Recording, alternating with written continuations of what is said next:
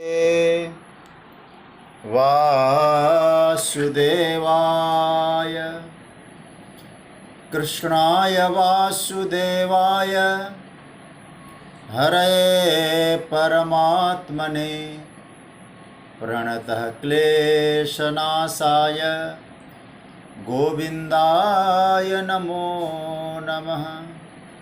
नमः परमहंसास्वादितचरणकमलचिन्मकरन्दाय भक्तजनमानसनिवासाय श्रीरामचन्द्राय वागीशायस्य वदने लक्ष्मीर्यस्य च वक्षसि यस्यास्ते हृदये संवित्तं नृसिंहमहं भजे। गुरुर्देवो महेश्वरः गुरुस्साक्षात् परब्रह्म तस्मै श्री गुरवे नमः। भगवत चरण कमलानुरागी सभी आत्मीय प्रिय प्रभु प्रेमीजन, हमारे स्वाध्याय परिवार से जुड़े हुए सभी आदरणीय महानुभाव, आप सभी को मेरा प्रणाम। पूज्य पांडे जी को मेरा वंदन अभिनंदन और आप सभी को सभी का स्वागत। जय सिया राम, जय श्री कृष्ण। प्रभु की मंगलमयी कृपा से विज्ञान के माध्यम से हम लोग समय का सदुपयोग करने का सद्भाग्य प्राप्त कर रहे हैं। श्रीमद् भगवद गीता के 12वें अध्याय का चिंतन चल रहा है। आइए हम लोग पहले इसका पाठ करें, उसके बाद फिर चिंतन की यात्रा को आगे बढ़ाते हैं। श्री परमात्मने नमः। अथ द्वादशोऽध्याय। अर्जुन उवाच एवं सततयुक्ताये भक्तास्त्वां पर्युपासते ये चाप्यक्षरमव्यक्तं तेषां के योगवित्तमा। श्री भगवानुवाच मय्यावेश्य मनो ये मां नित्ययुक्ता उपासते श्रद्धया परयोपेतास्ते मे युक्ततमा मताः। ये त्वक्षरमनिर्देश्य मव्यक्तं पर्युपासते सर्वत्र गमचिन्त्यं च कूटस्थमचलं ध्रुवं सन्नियम्येन्द्रियग्रामं सर्वत्र समबुद्धयः ते प्राप्नुवन्ति मामेव सर्वभूतहिते रताः। क्लेशोऽधिकतरस्तेषामव्यक्तासक्तचेतसाम् अव्यक्ता हि गतिर्दुःखं देहवद्भिरवाप्यते। ये तु सर्वाणि कर्माणि मयि सन्न्यस्य मत्पराः अनन्येनैव योगेन मां ध्यायन्त उपासते तेषामहं समुद्धर्ता मृत्युसंसारसागरात् भवामि न चिरात् पार्थ मय्यावेशितचेतसां। मय्येव मन आधत्स्व मयि बुद्धिं निवेशय निवसिष्यसि मय्येव अत ऊर्ध्वं न संशयः। अथ चित्तं समाधातुं न शक्नोषि मयि स्थिरम् अभ्यासयोगेन ततो मामिच्छाप्तुं धनञ्जय। अभ्यासेऽप्यसमर्थोऽसि मत्कर्म परमो भव मदर्थमपि कर्माणि कुर्वन् सिद्धिमवाप्स्यसि।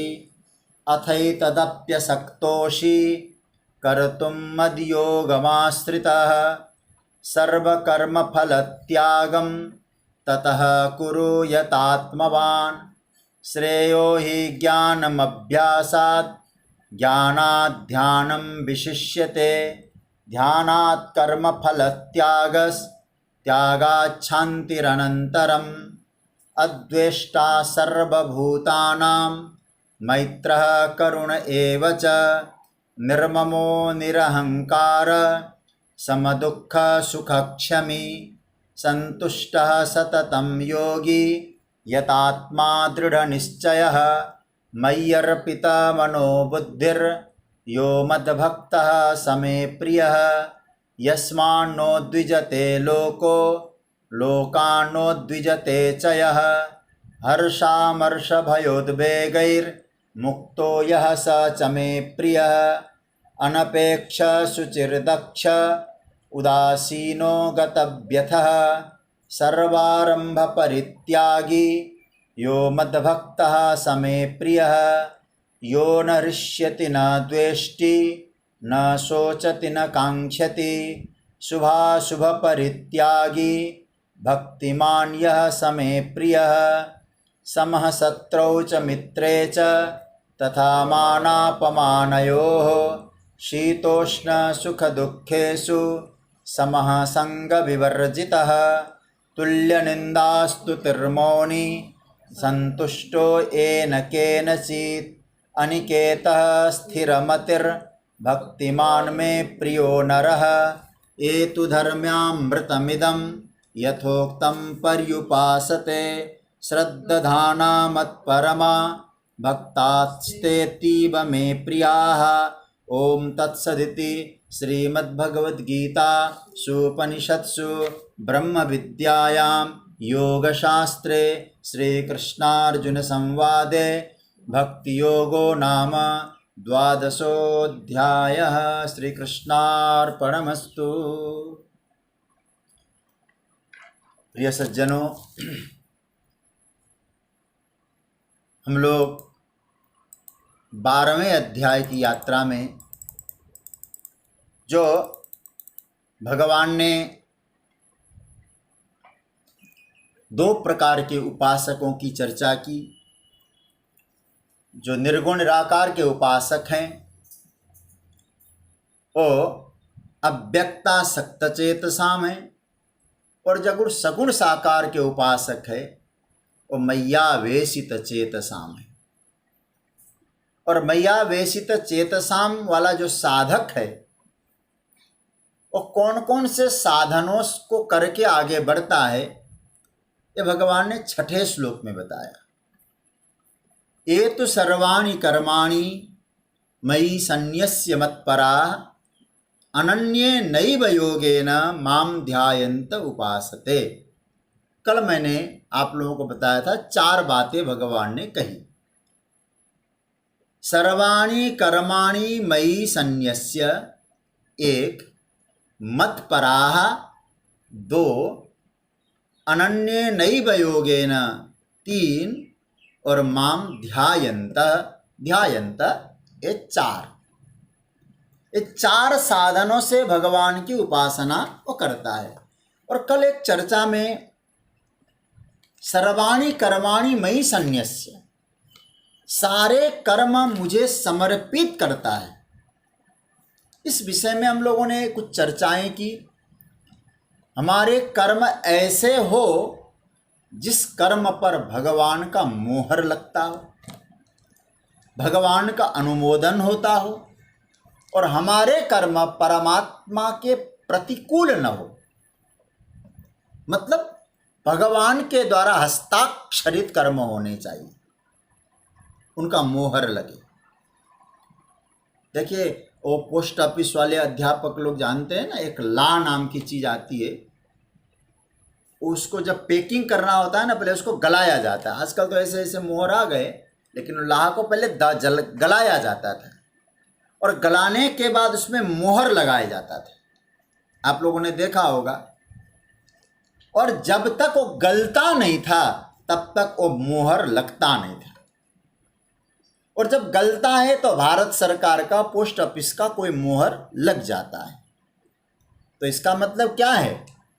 हमारे कर्म करते समय, हमारे कर्म करने पर जो अहंकार कभी कभी जीवन में आता है, वो अहंकार का लाह गलता है तो प्रियतम का मोहर लगता है, परमात्मा का मोहर लगता है। आप समझ रहे होंगे बात को। वो जब तक गले नहीं तो मोहर लगे नहीं। तो गलाना क्या है? बोले कर्तृत्व का अहंकार गला दीजिए, प्रियतम का मोहर लग जाएगा। फिर वो हम किसके होंगे? मोहर लगते ही किसके हो जाते हैं? सरकार का मोहर लगता है ना, तो कहते हैं तो सरकार की है। और हमारा सरकार जो परमात्मा है उसका मोहर लग गया तो हम किसके हो गए? हम उसी परमात्मा के हो गए। इसलिए मैं एक सूत्र आज प्रारंभ में एक सूत्र आपके सामने कह रहा हूं। अहंकार जब गलता है तब जाके प्रियतम मिलता है। ये नोट कर लेना। हमारे जीवन का अहंकार गलता है तो हमें प्रियतम मिलता है। अहंकार गले बिना प्रियतम नहीं मिलने वाला है। इसलिए मैं केवल इतना कह सकता हूं, कर्म ऐसे बनाया जाए जो भगवान को समर्पित हो सके। एतु सर्वाणि कर्माणि मयि सन्न्यस्य मत्पराः। मतलब क्या हुआ? भगवान के अनुकूलता के कर्म का संकल्प कर लो। ध्यान से सुनिएगा। परमात्मा के अनुकूल, परमात्मा को अच्छा लगे ऐसे कर्मों के संकल्प को ले, और परमात्मा को जो प्रतिकूल लगता है उन कर्मों के त्याग का संकल्प ले। आप समझ रहे होंगे कर्म के विषय में। नहीं तो यूं ही अरे गहरे नथु खेरे कर्म करें और सब ठाकुर जी को चढ़ा दे, नहीं चलेगा। कैसा चलेगा? भगवान के अनुकूल कर्म का संकल्प और भगवान के प्रतिकूल कर्म का त्याग, ये आपके जीवन के कर्म सिद्धांत बन जाए। और ऐसे जब कर्म होंगे तो भगवान को समर्पित हो जाएंगे। इसके लिए हमें क्या करना होगा?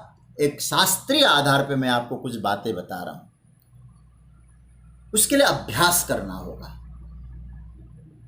कर्म समर्पित बनाने के लिए अभ्यास करना होगा। अभ्यास क्या है? इसमें थोड़ा सा मैं कर्मकांड का पुट देना चाह रहा हूं, इसको ध्यान से सुनिएगा। कैसे करना है देखिए। भगवत समर्पित कर्म करते समय पहले आपके जीवन में संकल्प आना चाहिए। बिना संकल्प के कर्म नहीं होता है। कई लोग कहते हैं बस हमारा कोई संकल्प ही नहीं, हम तो यूं ही नहीं। भगवान को समर्पित कर रहे हैं तो इस संकल्प को तो करो, मैं एक कर्म भगवान को समर्पित करने के लिए कर रहा हूं। संकल्प ही करना है। ध्यान देना। कई लोग कहते हैं ना हमें तो कुछ मतलब नहीं, यूं ही कह रहे। भैया यूं ही करे, उद्देश्य क्या है तुम्हारा कर्म का? तो संकल्प क्या हो? परमात्मा के प्रसन्नता के लिए। इसलिए हम लोग संकल्प बोलते हैं ना, परमात्मा प्रीत्यर्थम इदम कर्म अहम करिष्ये।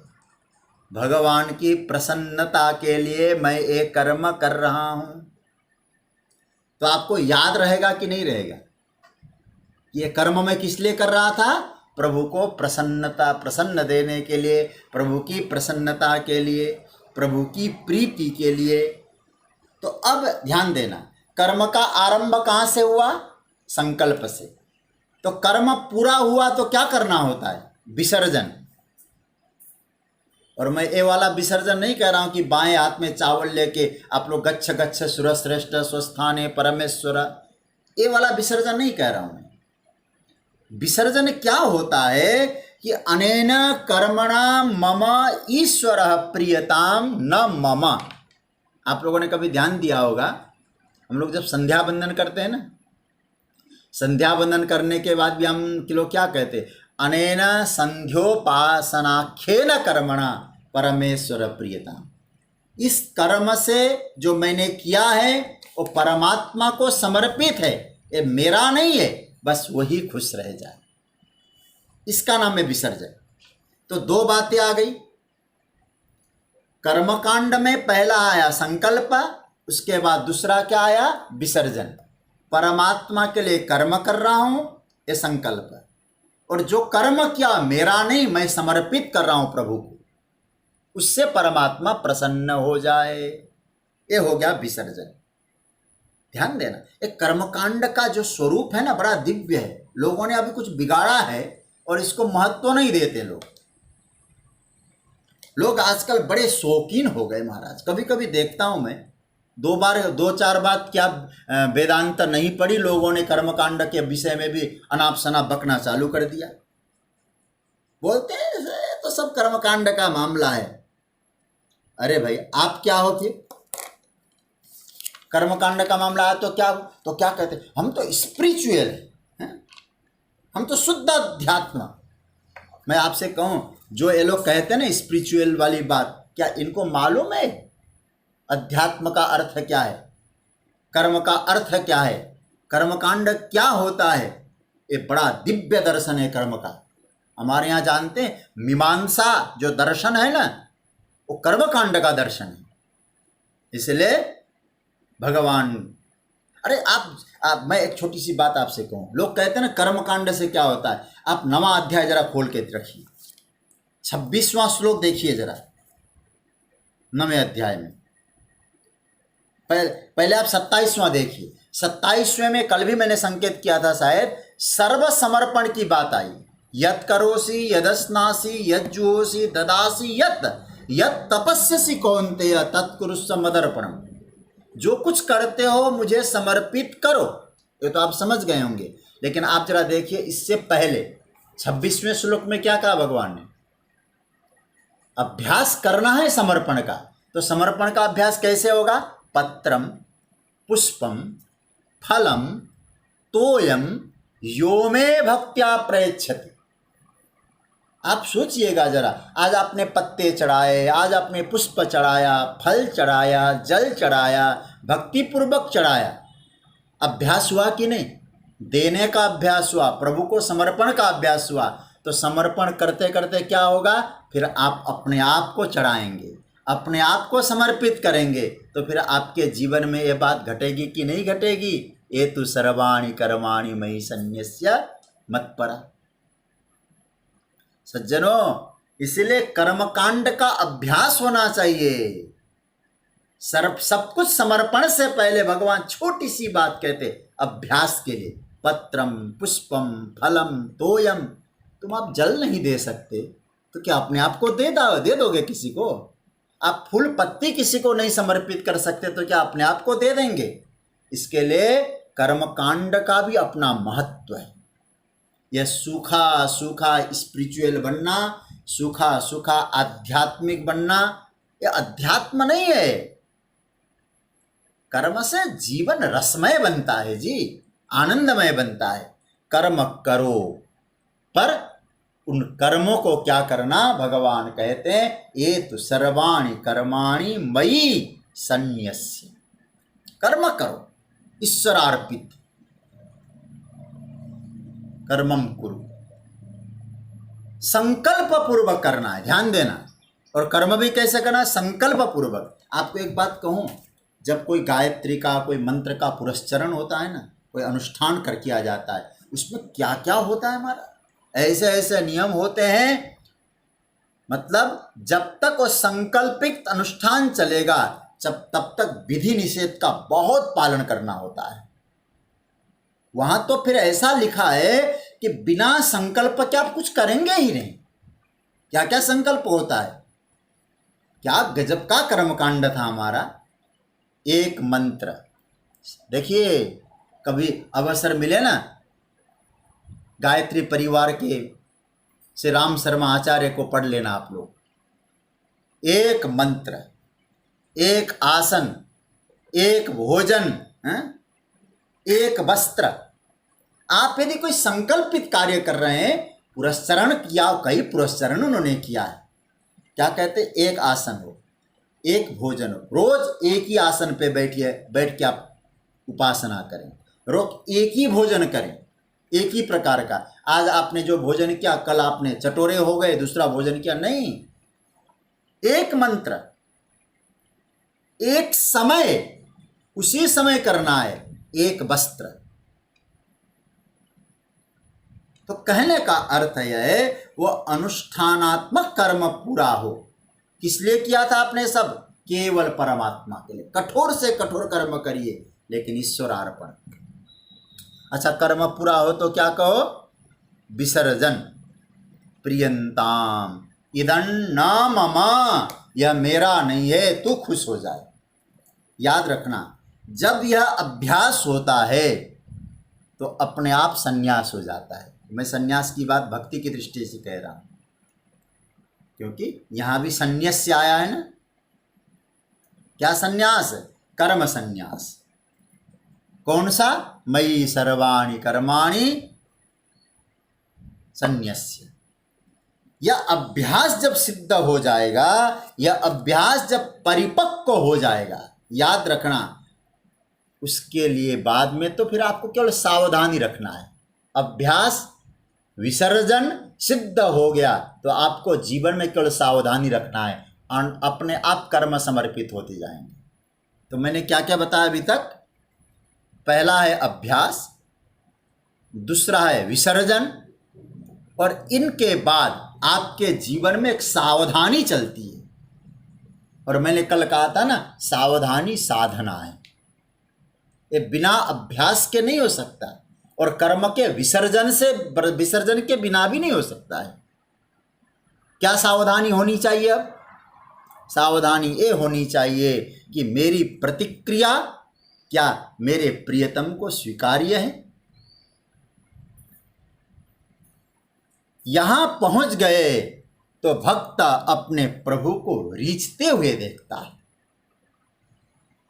जब ये सोचता है ना, मैं जो प्रतिक्रिया कर रहा हूं, जो कर्म कर रहा हूं, उससे मेरा प्रभु प्रसन्न है कि नहीं, ये भाव आते ही वह जो क्या देखता है, मेरा प्रभु रीझ रहा है ना, प्रसन्न है ना मेरा ईश्वर, केवल प्रभु की प्रसन्नता देखता है। सज्जनों, इतनी श्रेणियां पार कर चुका है, मुझे तो लगता है अब तो प्रतिक्रिया भी नहीं देखेगा, केवल परमात्मा को रीझते हुए देखता है, परमात्मा को प्रसन्न होते हुए देखता है। जिस तरह से वो रीझते हैं मैं वही आचरण करता हूँ, और उसको मालूम है मेरे इस आचरण से परमात्मा रीझ रहे हैं, तो आपका आचरण ही कृष्ण को समर्पित हो जाएगा। इसलिए ये जो मयि सर्वाणि कर्माणि को कोई साधारण अर्थ है मत लीजिएगा आप लोग। ये मैया वेशित चेतसाम का कितना दिव्य साधक है। और जब समर्पण का भाव आ जाएगा और समर्पण हो गया तो रीझते हुए देखेगा, प्रसन्न होते हुए देखेगा, उसे किसी प्रकार का आग्रह नहीं है, सिवा कि परमात्मा मुझ पर राजी है, परमात्मा मुझ पर प्रसन्न है। फिर उससे कोई पूछे परमात्मा प्रसन्न है, क्या मालूम है तुम्हें वो कौन है? वो कहेगा वो अंतर्यामी है ना। इसलिए अंतर्यामी होने के कारण मेरी अंतरात्मा गवाह दे रही है कि आज मेरे कर्म से मेरा ठाकुर खुश हो रहा है। हमारे पूज्य डोंगरे जी महाराज कहा करते थे, जो कोई कर्म करने के बाद आप ठाकुर जी के पास बैठ जाओ, थोड़ी देर ध्यान करो, प्रणाम करो, उनके माला का जप करो, और कर्म करने के बाद ठाकुर जी के पास बैठकर देखने लग गए और ठाकुर जी प्रसन्न मुद्रा में दिखने लग गए, प्रभु प्रसन्न है, ये भाव आपके जीवन में आ गया, तो आपके कर्म ऑलरेडी भगवान को समर्पित हो गए। क्योंकि सावधान साधक परमात्मा की प्रसन्नता को ही देखता है। याद रखना, मैं बार बार यही कहना चाहूँगा, भक्ति का यही तो आनंद है। मैं कुछ भी परिश्रम करूं, कितनी भी साधना करूं, मेरी साधना का एकमात्र मूल है तेरी प्रसन्नता, और जो कर रहा हूं तेरी प्रसन्नता के लिए हो जाए तो मेरे कर्म तुझे समर्पित हो जाएंगे। इसलिए भक्त जानता है मेरे इस कर्म से ईश्वर खुश है या नहीं है। हर समय उसको पता चलता है, हर समय उसे अनुभव में आता है। इसलिए भगवान क्या कहते हैं, तो मयि सर्वाणि कर्माणि। मयि शब्द पे थोड़ा ध्यान देना। जैसे मयि शब्द मैंने एक दिन कहा था, कल या परसों, जैसे संस्कृत भाषा में सप्तमी विभक्ति में मई शब्द एक वचन में आता है, इसलिए समझ लेना यहाँ एक वचन का प्रयोग किया है। इसका मतलब क्या हुआ, आपके कर्म 10 जगह बटे नहीं, एक में समर्पित।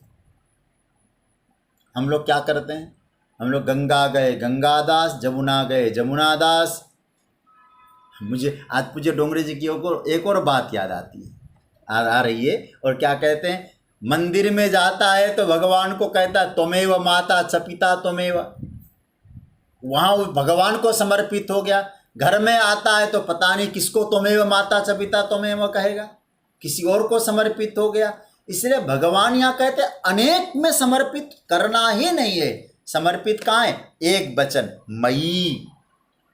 कर्म कितने हैं, सर्वाणी। देखो संस्कृत का नॉलेज आपको होना चाहिए। कर्म कितने अनुभव, बहुवचन का प्रयोग किया, और भी सर्वाणी विशेषण लगाकर, सर्वाणी कर्माणि, समर्पित किसको करना है, एक को।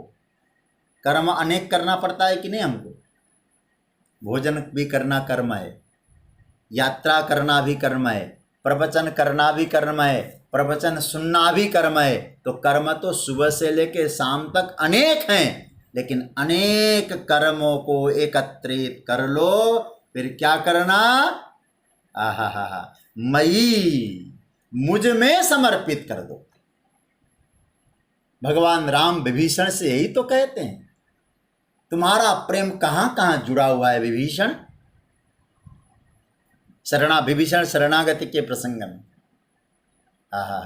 कहते हैं जहां जहां तुम्हारा प्रेम है वो सब एकत्रित करो, सब कई ममता ताग बटोरी, मम पद मन ही बांधी बड़ी डोर, मेरे चरणों से जुड़ जा।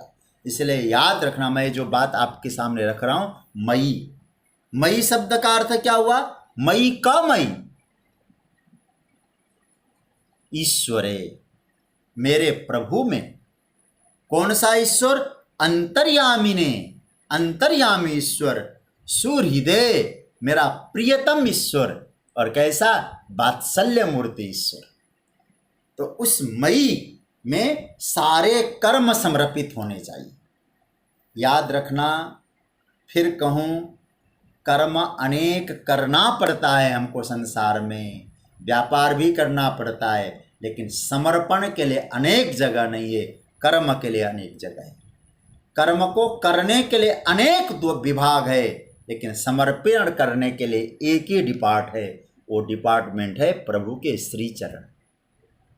तब क्या होगा, आपका जीवन ऑलरेडी प्रभु को समर्पित हो जाएगा। उसके लिए फिर कहूँ, संकल्प करो, विसर्जन और प्रारंभ का संकल्प हो, उसके बाद सावधानी रखो, सावधानी रखकर प्रभु मेरे से रीझ रहे हैं ना, ये अनुभव करने लग जाओ, तो आपका प्रत्येक कर्म समर्पित होने लग जाएगा। और जब समर्पित कर्म होगा तो दूसरा सूत्र जीवन में आ जाएगा, और दूसरा सूत्र का नाम है मत पराहा। मत पराहा, ये बड़ा प्यारा सूत्र है। तो पहला सूत्र क्या बताया, मयि सर्वाणि कर्माणि सन्न्यस्य, सारे कर्म मुझ में समर्पित करे, पहला। दूसरा मत परा, मत परा का अर्थ क्या हुआ, भगवान में आश्रित हो जाए, प्रभु में आश्रित हो जाए। मतलब हमें पहुंचना कहाँ है, हमारा आश्रय क्या है, ये हमेशा समझ लेना, और परमात्मा ये इस बात का ख्याल रखना। तो पहला जो साधन में मैया वेशित चेतसाम वाले साधकों में जो पहला जो साधन बताया है वो मयि सर्वाणि कर्माणि सन्न्यस्य, और दूसरा है मत पराः, प्रभु का आश्रय। समर्पण के बिना आश्रय नहीं बन सकता, इसलिए पहला सर्वसमर्पण, दूसरा है आश्रय। तो आश्रय कैसा होना चाहिए उसकी चर्चा हम लोग सोमवार को करेंगे, सोमवार को देखेंगे। और एक दो निवेदन अभी मुझे करना है, आप लोग अपने स्थान पे बैठे रहेंगे, मुझे कुछ निवेदन भी करना है।